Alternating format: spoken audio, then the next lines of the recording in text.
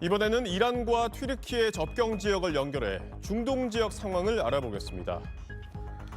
골란 특파원, 트럼프 대통령의 군함을 파견해달라는 요구에 아랍에미리트가 처음으로 이 합류 의사를 보였다고요? 네, 동맹들조차 등 돌리고 있는 이 트럼프 대통령의 요청에 아랍에미리트가 처음으로 호응을 했습니다. 아랍에미리트 대통령 외교고문은 모든 국가는 무역과 에너지 흐름을 보장할 책임이 있다면서 동참 의사를 내비쳤는데요. 최종 결정 여부는 아직 논의 중이라고 덧붙이긴 했습니다. 아랍에미리트는 이번 전쟁에서 이란의 보복 공격 표적이 되고 있죠. 오늘도 두바이에선 새벽부터 폭발음이 이어졌는데요. 두바이 인근 호주군이 주둔하는 알미나드 공군기지 외부 도로로 이란발 발사체가 떨어졌습니다. 들어보시죠. That no Australian personnel were injured and there was minor damage to an accommodation block and a medical facility due to a small fire. 네, 개전 이후 지금까지 아랍에미리트는 2,300기가 넘는 드론과 미사일 공격을 받았고요. 8명이 숨지고 150여 명이 부상해서 걸프국 중에 가장 큰 피해를 보고 있습니다. 이런 가운데 중동 국가의 외무 장관들이 오늘 모이는군요. 네, 아랍에미리트뿐만이 아니라 이 대부분의 걸프 국가가 이란의 보복 공격을 받고 있습니다.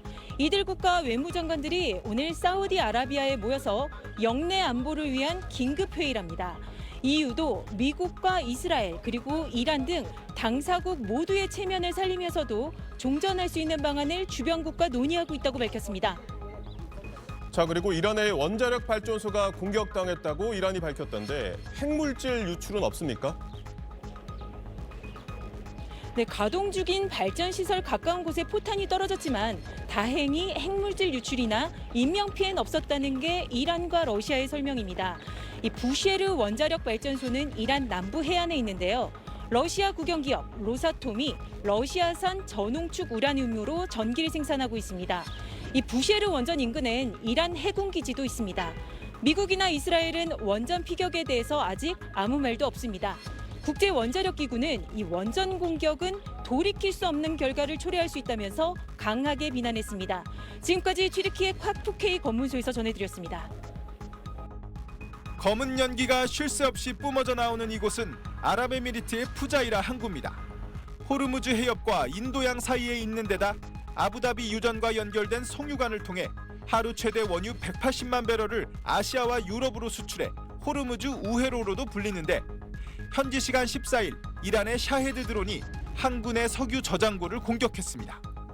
앞서 미국은 이란의 최대 석유 수출 통로인 하르그 섬의 기뢰 저장 시설과 미사일 벙커 등 90여 곳의 군사 시설을 타격했습니다.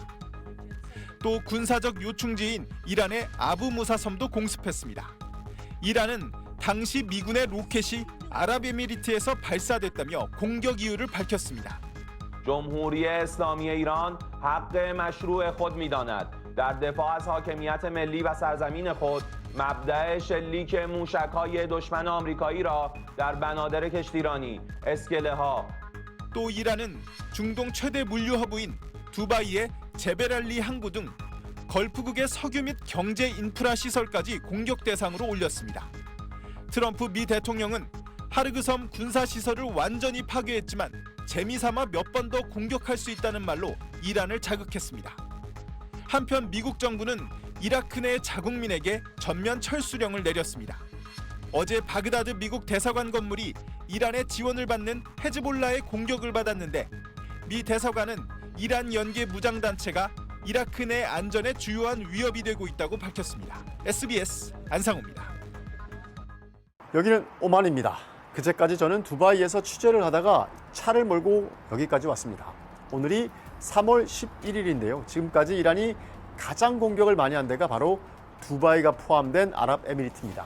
아랍에미리트 국방부가 3월 10일자로 자료를 낸 게 하나 있습니다. 이 전쟁이 시작된 다음에 이란이 아랍에미리트로 쏜 미사일과 드론을 다 집계해서 발표를 했습니다. 11일 동안 드론이 1,475기, 탄도미사일을 비롯해서 미사일이 270기가 날아왔습니다. 하루 평균으로 따지면 매일 100기가 넘는 드론과 20기가 넘는 미사일이 이란에서 날아온 겁니다. 아랍에미리트 국방부는 요격률이 90%가 넘는다고 밝혔습니다. 반대로 말하면 5에서 6% 정도 되는 발사체가 영토 내로 들어오거나 요격되지 않은 채로 어딘가로 떨어졌다는 이야기입니다. 오늘도 두바이 국제공항 근처에 이란 드론 2기가 요격망을 뚫고 들어와서 폭발했습니다. 민간인 4명이 다쳤는데 그중 1명은 중상이라고 전해졌습니다. 또 요격을 하더라도 파편이 사람들 있는 곳으로 떨어져서 피해가 발생하고 있습니다. 지난 주말에는 이 두바이에서 도로 위를 달리는 자동차 위로 파편이 떨어져서 운전자가 숨지는 사고가 있기도 했습니다. 아랍에미리트뿐만 아니라 걸프 지역에 있는 쿠웨이트, 바레인, 카타르, 사우디아라비아에 매일매일 이란 발사체가 날아가고 있습니다. 그리고 친하다는 오만, 여기까지도 공격이 이어지고 있습니다. 이미 자위권을 발동해서 최소한 방어 목적으로 이란 군사시설을 공격해도 국제법적으로 아무런 문제가 없을 상황이 됐습니다.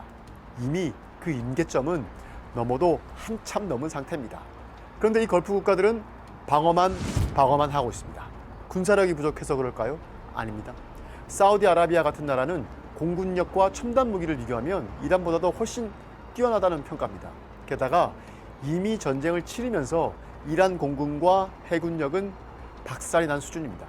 그렇다면 평화를 사랑해서 그럴까요? 지금 자국 국민들이 목숨을 잃고 있는 상황에서 그런 낭만은 어울리지 않습니다. 자, 그렇다면 왜 이렇게 막고만 있을까요? 일단 두바이를 보면 답이 좀 나옵니다. 두바이라는 도시는 오일머니로 만들어진 도시지만 정작 두바이는 기름이 안 납니다. 아랍에미리트 기름을 독차지하고 있는 아부다비에서 기름을 팔아서 번 돈을 두바이 도시 개발에 투입한 겁니다.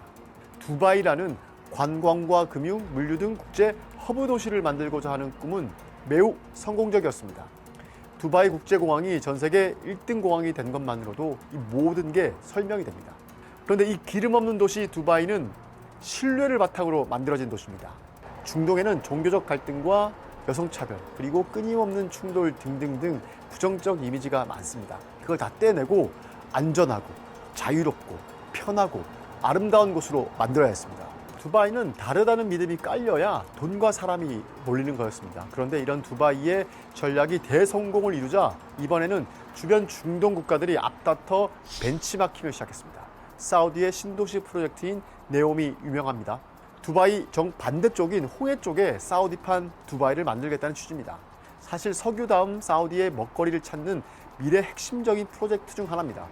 사업비가 600조 원이 넘는다고 하는데 이 역시 신뢰가 깔려야 하는 사업입니다. 카타르도 두바이의 팜 주메이라 같은 관광지도 개발하고 신도시 프로젝트도 진행 중입니다. 다들 석유 이후의 먹거리를 열심히 찾고 있는 중입니다. 게다가 사우디는 2036년 올림픽 유치를 위해서 열심히 뛰고 있습니다. 아직 중동 지역에는 한 번도 개최된 적이 없습니다. 올림픽이.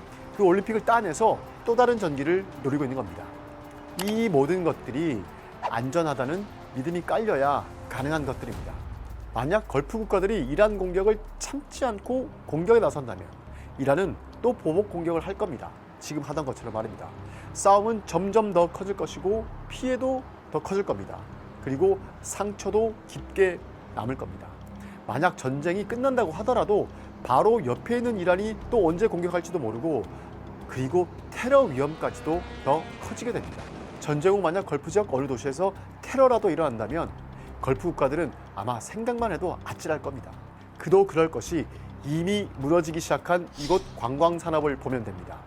아랍에미리트에서 한국 관광객을 상대로 이 사업하시는 분들의 말씀을 좀 들어봤습니다.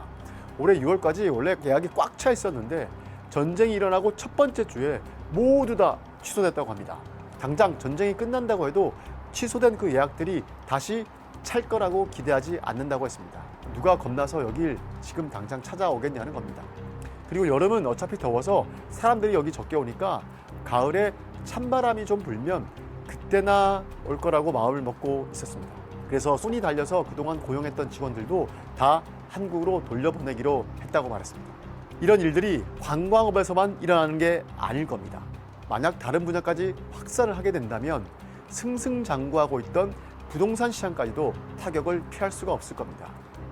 이 모든 걸 지켜내야 하고 석유 다음 먹거리를 위해서 걸프 지역 국가들이 길을 쓰고 가야 하는 게 지금 이 길인 겁니다. 그래서 이렇게 얻어맞으면서도 미사일 한 발 이란 쪽으로 못 쏘고 안 쏘고 있는 겁니다. 방어를 하면서 어쩔 수 없이 피해가 발생하고 있지만 만약 공격을 했을 때 발생할 피해는 비교할 수 없을 정도로 더 크다고 생각을 하고 있는 겁니다.